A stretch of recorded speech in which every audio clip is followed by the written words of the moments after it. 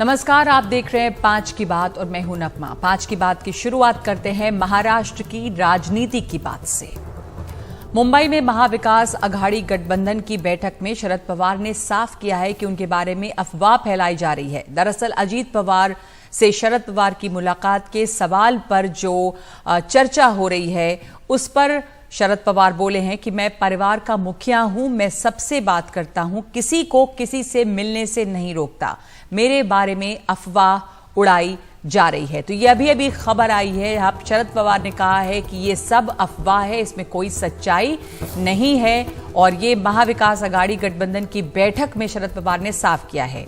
आपको बता दें कि अजीत पवार और शरद पवार के बीच पुणे में जो बैठक हुई थी उसके बाद महाविकास अघाड़ी के नेताओं में खलबली मची रही, जिसके बाद से राजनीतिक कयास तो जारी थे ही कि क्या महाराष्ट्र की राजनीति में कोई नई जोड़ तोड़ हो रही है। ये बात और भी ज्यादा बढ़ गई जब राज्य के एक पूर्व मुख्यमंत्री ने ये दावा किया कि अजीत पवार अपने चाचा से 2 ऑफर लेकर मिले थे।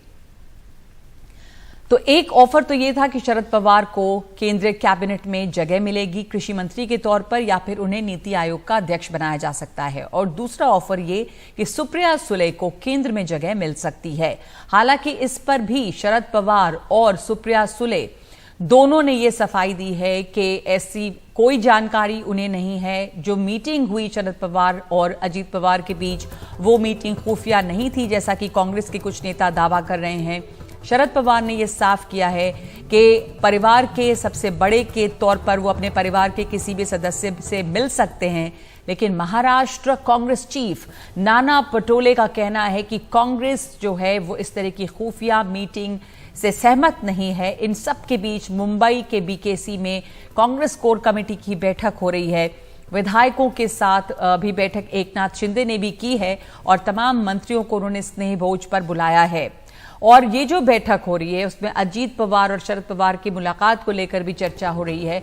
आने वाले विधानसभा चुनाव को लेकर भी इस बैठक में रणनीतिक फैसले लिए जा सकते हैं। तो ये तमाम हलचल मची हुई है। उसके ऊपर सबसे पहले आपको सुनाते हैं कि किस तरह की राजनीतिक प्रतिक्रियाएं आ रही हैं। संजय राउत ने कहा है कि मैंने पवार साहब से बात की है, उनका पवार साहब जो है वो बड़े, उनकी हैसियत बड़ी है, अजीत पवार उन्हें क्या दे सकते हैं। शरद पवार ने अजीत पवार को बनाया है। सुनिए पहले संजय राउत का क्या कहना है। कल रात को ही मुझे पवार साहब से मेरी बातचीत हो गई। कोई फैमिली इशू है, उस बारे में वो बातचीत और मीटिंग थी, ऐसा उनका कहना था। पवार साहब हमारे नेता है, मार्गदर्शक है। महाविकास अघाड़ी हो या इंडिया अलायंस हो, पवार साहब का स्थान वहाँ बहुत ही महत्वपूर्ण है और रहेगा। सो ये जो बातचीत या जो बातें बाहर आ रही है उसमें कोई तथ्य नहीं है। महाविकास अघाड़ी महाराष्ट्र में मजबूती से चुनाव लड़ेगी और जीतेगी। जनता में कोई संभ्रम नहीं। मैं एक बार शरद पवार जी ने बोल दिया कि मैं किसी के साथ भी नहीं जाऊंगा, मैं फुले शाहू अंबेडकर की विचारधारा नहीं छोड़ूंगा। उस 83 इयर्स ओल्ड के आदमी को क्या चाहते हैं आप? रोज आपके सामने टीवी पे आके कहे क्या कि मैं इसी विचारधारा पे रहूंगा, मैं इसी विचारधारा के ऊपर रहूंगा। एक बार उन्होंने बोल दिया, बहुत हो गया। जिसको नहीं समझ में आता है वो उसके दिमाग का कमीपन है। लेकिन सहयोग इस तरह की बात कर रहे हैं सर, मीडिया वो कांग्रेस के लोगों से पूछिए, वो मुझे मत पूछिए। हम एमवीए के साथ है, शुरू से एमवीए के साथ है और आखिर तक एमवीए के साथ ही रहेंगे। हाँ, तो ये असमंजस बना क्यों? कांग्रेस, महाराष्ट्र कांग्रेस के जो चीफ है नाना पटोले, उनका कहना है कि कांग्रेस की तरफ से कोई भ्रम नहीं है। जो कुछ हुआ और उससे लोगों में जो बात चली, हमने बस उस बात को सामने रखा है। नहीं, हमारे कांग्रेस की तरफ से कोई भी पवार साहब के बारे में संभ्रम नहीं है।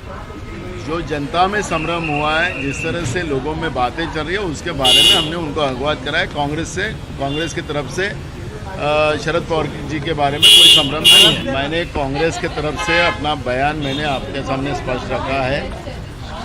शरद पवार जी का उनका एक अलग दल है, वो दल में क्या चल रहा है नहीं चल रहा है मैंने कई बार आपको स्पष्ट किया है कि वो उनका निर्णय शरद पवार जी लेंगे। हमारे में कोई संभ्रम नहीं है, इसके भी बारे में हमने स्पष्ट किया है। हमारे गठबंधन में कोई कंफ्यूजन नहीं है। एनसीपी के बारे में निश्चित तौर पर उन्होंने कहा है कि हमारा ये फैमिली इशू है और हमारा इसमें कोई ऐसी कोई राजनीतिक भूमिका नहीं है। पर मेरे को लगता है कि लोगों में उसके गलत सिग्नल जा रहे हैं उसके वजह से, और लगातार ये चीजें आने से एक लोगों में एक संभ्रम का वातावरण निर्माण हुआ है। एनसीपी पे जो कंफ्यूजन है उसमें कांग्रेस के फॉर्मर चीफ मिनिस्टर के ऐसे कोट आ रहे हैं कि मीटिंग में शरद पवार को मंत्री पद ऑफर हुआ, तो कांग्रेस का क्या रोल है इस संभ्रम में? वो उनकी जिन्होंने भी इसका ऐसा बयान किया है उनका पर्सनल ओपिनियन है, पार्टी का ओपिनियन नहीं है। तो क्या ये किसी एक पूर्व मुख्यमंत्री का पर्सनल ओपिनियन है, या जो लोग भी इसके ऊपर भ्रम खड़ा कर रहे हैं उनका ये पर्सनल ओपिनियन है? अब सुप्रिया सुले जो कि शरद पवार की बेटी हैं और सांसद हैं एनसीपी से, उनका कहना है कि शरद पवार को केंद्र से मिले किसी ऑफर की कोई जानकारी उन्हें नहीं है। अगर कांग्रेस ने सवाल किया है तो फिर ये बात कांग्रेस ही बताए। अभी कांग्रेस ने जो सवाल किए है उसका जवाब कांग्रेस ही दे सकती है, मैं नहीं दे सकती, क्योंकि मुझे कुछ पता ही नहीं है इस बारे में। ना मुझे किसी ने ऑफर दिया है, ना किसी ने मुझसे बात की है। आपको उनको ही पूछना पड़ेगा, क्योंकि ना पवार साहब ने ना मैंने कुछ स्टेटमेंट किया है। जो कर रहे हैं उनको ही पूछना पड़ेगा, क्योंकि मुझे इसके बारे में कुछ पता है। तो समय हमारे साथ जुड़ रहे मेरे सहयोगी सोहित मिश्रा। सोहित, ये बात अभी साफ की है एक बार फिर से शरद पवार ने कि वो जब मुलाकात उन्होंने की अजीत पवार से तो परिवार के बड़े के तौर पे की है। इसके बाद जो यहां पर तमाम तरह के बयान आए, पहले कांग्रेस की तरफ से ही पूर्व मुख्यमंत्री के नाना पटोले ने कहा, हालांकि एक तरह से कुछ लोग सफाई भी दे रहे हैं कि कांग्रेस ने जो कहा, जिन्होंने कहा उनका ये पर्सनल ओपिनियन हो सकता है, लेकिन किस तरह का भ्रम अभी भी खड़ा हुआ है शरद पवार के बयान से? क्या ये जो एक स्थिति बनी हुई थी वहां पर उसमें कुछ शांति है? जी देखिए, शांति इसलिए नहीं होगी क्योंकि इसकी कई वजह हैं। नंबर एक ये है कि ये पहली बार नहीं है जब अजीत पवार और शरद पवार की मुलाकात हुई है। आज भले ही संजय राउत कह रहे हों, जो हमने अभी बाइट सुनाई जिसमें वो कह रहे हैं कि शरद पवार को अजीत पवार क्या ऑफर दे सकते हैं, यही संजय राउत एक दिन पहले कह रहे थे कि अगर हम एकनाथ शिंदे के साथ रोज चाय पिएंगे तो कार्यकर्ता अपना सर फोड़ेंगे। शरद पवार को तय करना होगा कि उन्हें क्या करना चाहिए। ये उन्हीं की बात थी। उन्होंने अपने सामना के मुखपत्र में शरद पवार और वो जिस तरह से बार बार अजीत पवार से मिल रहे हैं उसे लेकर उन्होंने सवाल उठाया। रही दूसरी बात, पृथ्वीराज चौहान ने एक अखबार से बातचीत करते हुए उन्होंने कहा, या उनका ये दावा है कि अजीत पवार ने ऑफर दिया है शरद पवार को केंद्रीय मंत्री बनाए जाने का। सुप्रिया सुले के लिए ऑफर लेके गए हैं, जयंत पाटिल के लिए ऑफर ले गए हैं, इस तरह से पृथ्वीराज चौहान ने कहा है। जबकि विजय वडेट्टीवार हैं, जो अभी विरोधी पक्ष नेता हैं, कांग्रेस के नेता हैं, उन्होंने कहा है कि अजीत पवार तभी मुख्यमंत्री बन सकते हैं जब वो शरद पवार को अपने समर्थन में लाएंगे। इस तरह के बयान क्यों आ रहे हैं? जैसे कि मैंने कहा, पहली बार अजीत पवार शरद पवार से मिले नहीं हैं, चौथी या पांचवी बार मुलाकात है। अब इसमें भले ही शरद पवार कई बार कहें कि यह पारिवारिक मुलाकात है, यह मुलाकात ना ही शरद पवार के घर पर हुई थी, ना ही अजीत पवार के घर पर हुई थी। जो पुणे में मुलाकात हुई थी वो एक तीसरे पर्सन, एक बिजनेसमैन है, शरद पवार के पुराने दोस्त और साथी हैं, उनके घर पर हुई थी। तो आखिर दूसरे के घर पर यह पारिवारिक मुलाकात क्यों हुई, ये एक सवाल बना हुआ है। दूसरा सवाल यह है कि इस बैठक के समय वहां पर जयंत पाटिल क्यों मौजूद थे। तीसरा सवाल यह है कि अगर यह पारिवारिक मुलाकात थी तब इस मुलाकात के बाद अजीत पवार जब बाहर निकल रहे थे तब वो अपने गाड़ी में पीछे छुप कर क्यों बाहर निकल रहे थे। इस तरह से जो तस्वीरें सामने आई हैं उसके बाद जिस पर उन्होंने ये कहा भी है, दूसरे नेता जी ये जो इंटरेस्टिंग सवाल है जिस पर आप जिक्र कर रहे हैं, शरद पवार से पूछा गया तो उन्होंने कहा कि मैं सिर्फ अपनी बात कह सकता हूं, कौन छुप कर गया उस पर मैं कमेंट नहीं कर सकता हूं। तो एक तो वो परिवार के बड़े के तौर पे मिलते हैं, पर अजीत पवार ने क्या किया उस पर भी वो कमेंट नहीं कर रहे हैं। इसलिए तमाम चीजें जो हैं वो उलझी हुई सी हैं, सब कुछ ऐसा साफ अभी भी नहीं दिखता है। बिल्कुल, मैं इसी प्रेस कॉन्फ्रेंस में हमने ये सवाल उठाया भी, तो उनका यही कहना है कि कौन कैसे गया उस पर मैं कुछ नहीं कह सकता। लेकिन सवाल वापस वही है कि आपसे बार बार वो मिल रहे हैं, आप उन पर ही आरोप लगाते हैं कि वो पार्टी तोड़ रहे हैं, आप बीजेपी के खिलाफ हैं, अजीत पवार बीजेपी के साथ हैं, आप उनके खिलाफ कुछ नहीं कहते हैं, वो आपके खिलाफ कुछ नहीं कहते हैं। ऐसे में कांग्रेस और शिवसेना उद्धव ठाकरे गुट, इन्हें एक कहीं ना कहीं सवाल जरूर उठता है कि आखिर चल क्या रहा है। और इसलिए जिस तरह से आप देखिए, पहले देवेंद्र फडणवीस कह चुके हैं कि 2019 में शरद पवार जहां एक तरफ महाविकास आघाड़ी का आयोजन कर रहे थे या उसको बना रहे थे, दूसरी तरफ बीजेपी से उनकी बात चल रही थी। बाद में शरद पवार ने भी ये माना कि हाँ हमारी बात चल रही थी, लेकिन हमें उनकी आइडियोलॉजी पसंद नहीं आई। तो इसलिए क्योंकि जो सारी चीज़ें पिछले 2019 के बाद महाराष्ट्र की राजनीति में दिखी है, उसके कारण चाहे कांग्रेस हो या फिर शिवसेना उद्धव गुट हो, उनके जो नेता हैं वो काफ़ी कॉशियस हैं। एक प्लान बी की बातचीत नाना पटोले और उद्धव ठाकरे के बीच हुई है। अब शरद पवार यहाँ पर कह रहे हैं कि ये सारी चीज़ें प्लांटेड हैं, लेकिन जो जानकारी हमें भी हमारे सूत्रों से मिली है वो यही है कि ये अपनी एक तैयारी अलग से कर रहे हैं। कांग्रेस ने तो अपने दिल्ली हाईकमान को भी इसके बारे में बताया है कि किस तरह से माहौल है। बहरहाल इस सबके बीच शरद पवार एक तरफ ना केवल सफाई दे रहे हैं, मैं अब अहमदनगर औरंगाबाद में मौजूद हूँ, माफ़ कीजिए, और हम जा रहे हैं बीड़ की तरफ। औरंगाबाद में शरद पवार ने अभी यह प्रेस कॉन्फ्रेंस की है। बीड़ में कल शरद पवार की एक रैली होने वाली है और वहाँ पर भीड़ अब धनंजय मुंडे जो उनके ही साथी थे, वो अब मंत्री हैं, अजित पवार के साथ हैं, उनके खिलाफ वो एक रैली करेंगे। तो शरद पवार की भी कोशिश यही है कि अलग अलग जगहों पर जाएं, लेकिन जिस तरह से वो अजित पवार के खिलाफ कुछ नहीं कहते, अजित पवार उनके खिलाफ कुछ नहीं कहते, ऐसे में जो बाकी सारे पार्टियां हैं वो फूक फूक का कदम रख रही हैं। तो इससे जो महाविकास अघाड़ी के में बाकी पार्टियां हैं उनको एक परेशानी बनी हुई है कि होगा क्या। धन्यवाद आपका सोहित मिश्रा ये बताने के लिए कि किस तरह से महाराष्ट्र की राजनीति में एक उथल पुथल जो है वो मची हुई है। पवार परिवार के जो दो गुट अब हो गए हैं उसकी वजह से हमारे साथ सलीम सारंग हैं जो नेता हैं एनसीपी के, अजीत पवार गुट के, और सचिन सावंत है प्रवक्ता कांग्रेस के। सचिन सावंत, सबसे पहले आपसे कि अब शरद पवार ने एक बार फिर से सफाई दी है कि मेरा कोई ऐसा इरादा नहीं था, मैं परिवार के बड़े के तौर पे मुलाकात मैंने की अजीत पवार से, किसी तरह के कुछ केंद्रीय पोस्ट के ऑफर के बारे में मुझे जानकारी नहीं है। संजय राउत को आपने सुना, शरद पवार की हैसियत बड़ी है, उन्हें कोई दूसरा क्या ऑफर करेगा, ये तमाम बातें हुई हैं। तो ये जो तमाम कयास भ्रम की स्थिति पैदा हुई थी वो हम माने कि खत्म हो गई है। हमारे सहयोगी अभी भी बता रहे थे कि जिस तरह की मुलाकात हुई और जिस तरह उससे बस निकलकर अजीत पवार एक छुपकर गाड़ी में गए, अब मौजूदगी जिन लोगों की थी वहां जयंत पाटिल की किसी तीसरे आदमी के घर पे मुलाकात होती है, उससे क्या ये शंका बनी हुई है अभी भी? देखिए, निश्चित तौर पर मैं इतना जरूर कहना चाहूंगा कि पूरे देश भर में इंडिया अलायंस एक मजबूती की तरह उभर रहा और इसके लिए प्रयास हो रहे हैं कि सभी लोग एक साथ मिलकर ये जो लोकतंत्र के ऊपर जो खतरा पैदा हुआ है भारतीय जनता पार्टी की तरफ से, इसका मुकाबला करें। और ये क्लियर मैसेज देश की जनता के सामने जाना चाहिए कि हम लोग एक विकल्प के बारे में सोच रहे हैं और वो विकल्प पूरी तरह से मजबूती से भारतीय जनता पार्टी की जो कूटनीतियां हो या कुनीतियां हो उनको परास्त करेगा। तो ये इंडिया अलायंस की मजबूती को के ऊपर ही तो एक तरह से खतरा और ये जो मुलाकात हुई है।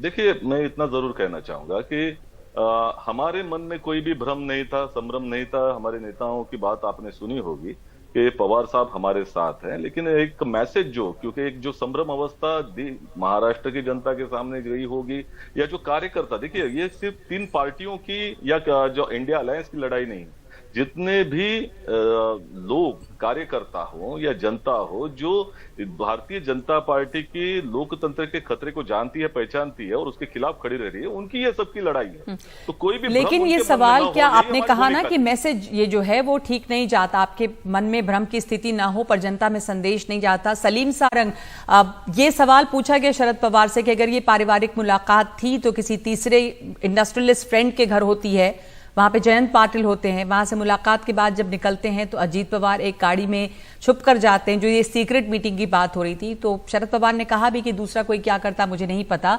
तो ये खुफिया सी मुलाकात है, इसमें ये जो एक भ्रम की स्थिति पैदा हो रही है, इस पर क्या कहेंगे आप? देखिए, ये ऑप्शन ओपन है, ये या पारिवारिक मुलाकात है?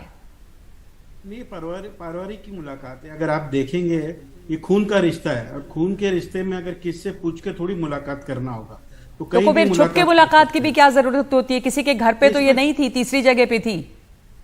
नहीं, क्या फर्क पड़ता है इसमें? कहीं भी मुलाकात हो सकती है। किसी के घर में जाने से थोड़ी कोई मुलाकात में कुछ इशू हो सकता है, कहीं भी इंसान मिल सकता है। और रही बात दादा की सो के जाने की, तो ये तो एक पत्रकार ने चिल्लाया दादा सो के जा रहे, तो लोगों ने माना है। इंसान टायर्ड भी होता है, अपनी आंख क्लोज करके गाड़ी में कंफर्ट लेवल पे बैठ के जाने से ये अफवाह फैलाई जा रही है। इसमें तो एक रिश्तेदारी मुलाकात थी, इसमें कोई इतनी बड़ी बात नहीं है। कि शरद पवार जहां थे वो वहां है महाविकास अघाड़ी के साथ। फिर आप लोगों ने कोशिश तो की थी, कि पहले भी कहा है अजीत पवार ने भी कि हम चाहते हैं हमारे साथ आ जाएं, उनके तस्वीर का इस्तेमाल किया गया जिस पर आज शरद पवार ने कहा भी है कि वो नोटिस भेजेंगे।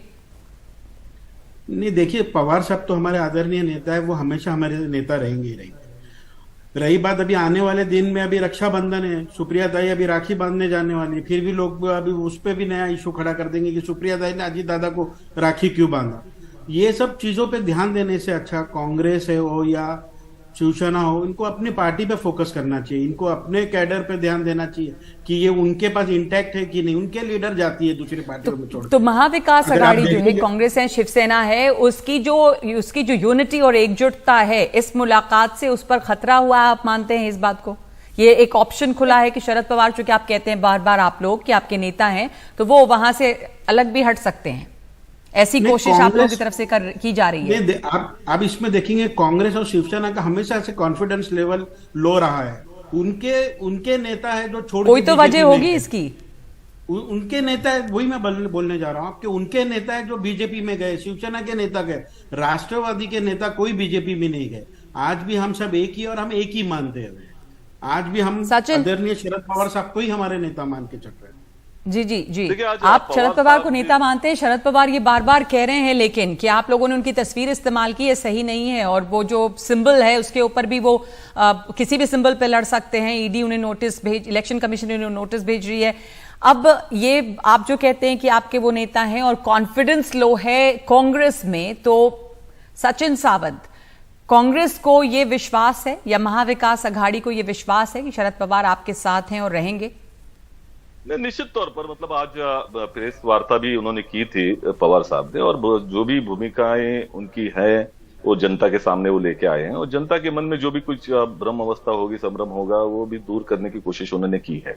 और जहां तक कॉन्फिडेंस लो की बात है, ये जो लगातार अजित पवार का गुट जाकर पवार साहब से मिल रहा है, क्या उनकी कोशिशें शायद चल रही है, इससे साबित होता है कि उनको कॉन्फिडेंस पूरी तरह से नहीं है। देखिए, जिस तरह से भारतीय जनता पार्टी ने अनैतिक राजनीति का एक उदाहरण महाराष्ट्र में दिया है, पार्टी की पार्टी तोड़ना भी नहीं, पार्टी की पार्टी भगा के ले जाना, शिवसेना को किस तरह से भगा के लेके गए, जिस तरह से अभी राष्ट्रवादी कांग्रेस को भगा के लेके जाने की कोशिश की गई है, इससे साबित होता है कि कितनी अनैतिक और पूरी तरह से करप्ट पार्टी, भ्रष्ट पार्टी भारतीय जनता पार्टी बन चुकी है। आप दोनों भ्रष्ट और करप्ट तो अलग बात है। आप कह रहे हैं कि लगातार वहां से भी कोशिश हो रही है अजीत पवार कैंप की तरफ से कि शरद पवार से मुलाकातें हो रही हैं, तो ये एक जी डर लगा हुआ है।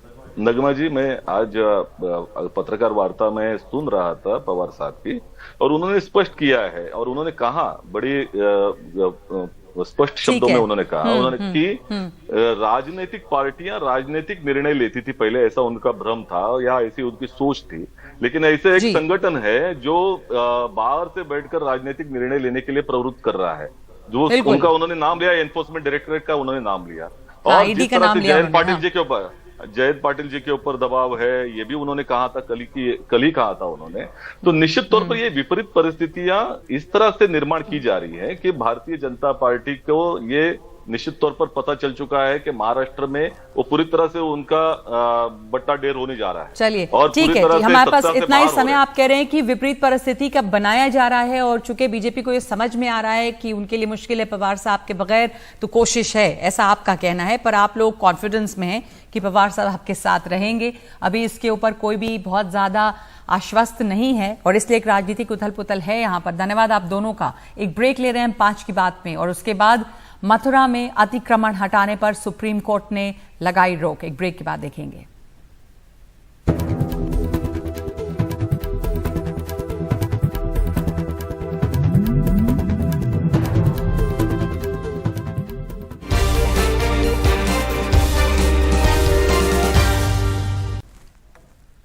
मथुरा में श्री कृष्ण जन्मभूमि के पास रेलवे की जमीन पर बसी अवैध बस्तियों पर बुलडोजर कार्रवाई पर सुप्रीम कोर्ट ने रोक लगा दी है। पहले इस मामले में सुप्रीम कोर्ट ने राहत देने से इनकार किया था। वकील ने कहा कि अभी बुलडोजर चल रहे हैं, बाद में सुनवाई का कोई मतलब नहीं रह जाएगा। सुप्रीम कोर्ट 1 हफ्ते बाद सुनवाई के लिए तैयार हो गया, और अदालत ने कहा कि 10 दिन तक यथास्थिति बनाए रखें। वहां पर रेलवे अपनी जमीन पर कथित तौर पर अतिक्रमण हटाने की मुहिम चला रहा है। 14 अगस्त को वहां पे रेलवे लाइन पर जेसीबी चली। याचिकाकर्ता ने सुप्रीम कोर्ट में अपील की, बताया कि 100 घरों पर बुलडोजर चलाया गया है। तो हमारे साथ जुड़े मेरे सहयोगी आशीष भार्गव। आशीष बताएं कि इसमें जो अर्जी दी गई थी वो क्या थी, ये मामला क्या है, सुप्रीम कोर्ट ने अब इस पर रोक लगाई है, कितने लोगों के घरों पर इसका असर होना था अगर यहां पर यह अतिक्रमण हटाया जाए तो? जी देखिए, सुप्रीम कोर्ट ने बड़ी कार्रवाई की है और जो याचिकाकर्ता है उन्होंने बताया करीब 200 के करीब घर थे, जिसमें से 100 से ज़्यादा घर तोड़े जा चुके हैं। 70 से 80 घर अभी भी हैं जो तोड़े जाने हैं और अगर सुप्रीम कोर्ट अभी दखल नहीं देगा तो ये सब लोग बेघर हो जाएंगे और इस याचिका का भी कोई मतलब नहीं रह जाएगा। तो सुप्रीम कोर्ट ने बड़ा कदम उठाया है। स्टेटस को यानी एक तरह का वो स्टे है कि अब आगे तोड़फोड़ नहीं होगी, जो जैसी स्थिति है वैसी स्थिति बरकरार रहेगी। तो यहाँ पर सुप्रीम कोर्ट ने रेलवे और केंद्र सरकार को नोटिस जारी करके जवाब मांगा है। 1 हफ्ते के बाद फिर सुनवाई होगी, लेकिन तोड़फोड़ पर रोक 10 दिन के लिए लगाई गई है। और यहाँ पर याचिकाकर्ता कह रहे हैं कि उन्होंने इस मामले को लेकर निचली अदालत में वाद दायर किया, सूट दायर किया है मालिकाना हक को लेकर, और उस पर सुनवाई चली रही थी कि इस बीच में जो प्रशासन है उसने तोड़फोड़ की कार्रवाई शुरू की है। इसलिए इस मामले में सुप्रीम कोर्ट को दखल देना चाहिए और सुप्रीम कोर्ट ने अब दखल दिया भी है। तो काफ़ी अहम है ये मुद्दा और फिलहाल जो है वहाँ पर तोड़फोड़ नहीं होगी और रेलवे केंद्र सरकार को जवाब लेकर सुप्रीम कोर्ट में अगले हफ्ते आना होगा। जी धन्यवाद आशीष। सुप्रीम कोर्ट ने कहा है कि 10 दिन तक यथास्थिति बनाए रखे, रेलवे को जवाब भी देना होगा सुप्रीम कोर्ट में, जब तक के लिए वहां पे तोड़फोड़ की कार्रवाई पर रोक लगाई गई है।